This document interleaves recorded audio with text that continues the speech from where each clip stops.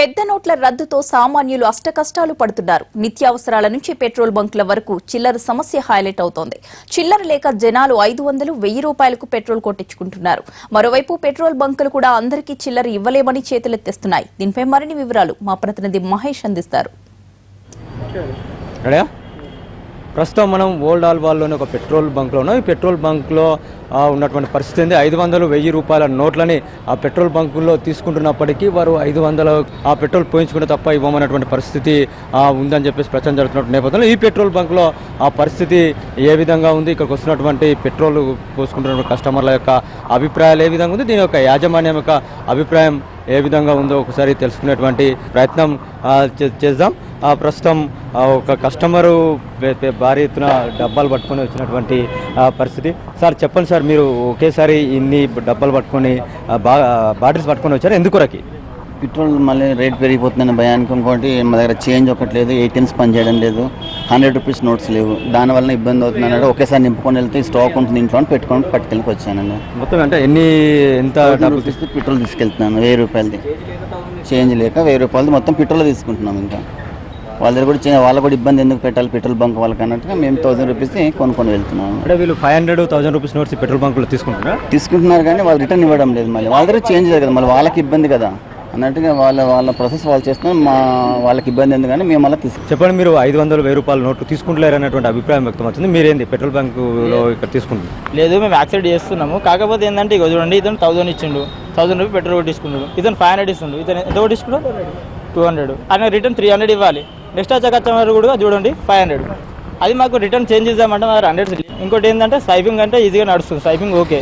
100 ఇద్దామంటే 100 ఉంటే మాత్రం వాళ్ళని వెయిట్ చేయించి 100 సచ్చేందుకు వెయిట్ చేయించి అప్పుడు ఇస్తున్నాం.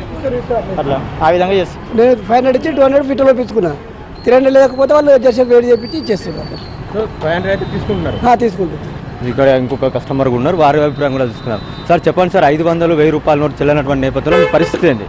500, 1000 రూపాయలు సడన్ ఆఫ్ మూమెంట్ బ్యాన్ చేశాము అని చెప్పి మోడీ అనౌన్స్ చేయడం it is big foolish thing.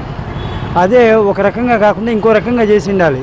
December 31వ తారీఖు వరకు ట్రాన్సాక్షన్స్ బ్యాంక్లో చేయవచ్చు అని చెప్పి ఒకటి చెప్పారు, పెట్రోల్ బంకుల్లో ఇవ్వచ్చు అని చెప్పారు, ఎక్కడైనా రైల్వే స్టేషన్లలో ఇవ్వచ్చు అని చెప్పారు. ఇవన్నీ కాకుండా డిసెంబర్ 31 వరకు పాత 1000 రూపాయలు, 500 రూపాయలు చెల్లుతాయి.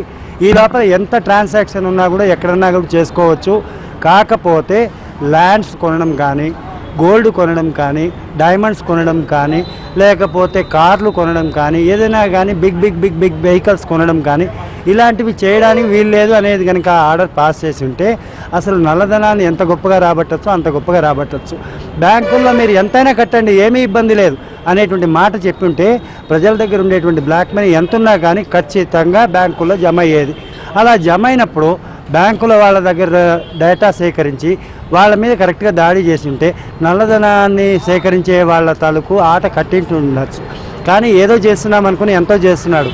ఇది ఎలాంటి ప్రక్రియ అంటే కొండని తవ్వి ఎలుకని పట్టడం లాంటిది.